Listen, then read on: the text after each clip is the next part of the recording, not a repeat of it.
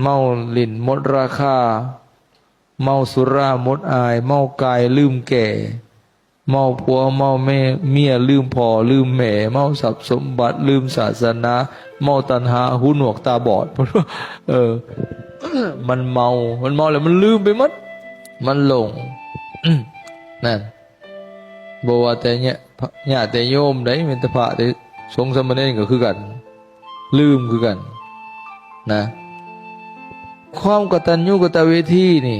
พระพุทธเจ้ายังตัดอยู่ในรัตนะหาด้วยแก้วหาประการ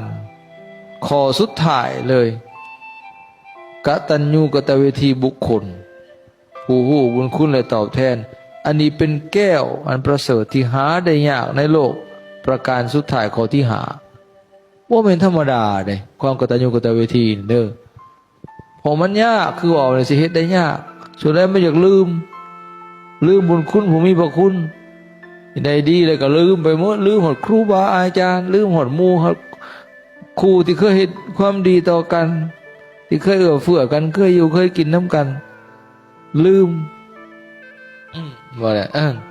ความกตัญญูกตเวทีเนี่ยจังว่ามันหาได้ยากในเหตุได้ยากคือพอจนมีคำว่าพ่อแม่2 คนเลี้ยงลูก10 คนได้ลูก10 คนเลี้ยงพ่อแม่2 คนบ่ได้ถือบ่ไปอยู่น้ำผู้นั้นไปว่ามาอยู่แต่เฮากินแต่น้ำเฮาผู้นั้นเด้เพิ่นมาอยู่น้ำไปมาพ่อแม่แล้วกลายเป็นกำพร้าแล้วบัดนี้3 มื้อใหญ่เฮือน3 เดือนใหญ่บ้านมึงดูอาตมาเคยเว้าอยู่เวลาเพิ่นล่วงลับดับขันไปหรือเอาแต่ขันเจ็บไข้นี่อาตมาเบิ่งเลยเบิ่งแล้วเอามาพิจารณาได้ข้อคิดหลาย1ยามไปห้องหมออาตมาได้ธรรมะหลาย2ยามตายยามไปห้องหมอได้เดี๋ยวเขามานะอาตมาเบิ่งเลยสังเกตในพิจารณาเบิ่งนะไปแหละโอ้ยคนไข้นะตอนนั้นห้องหมอนะไม่ออก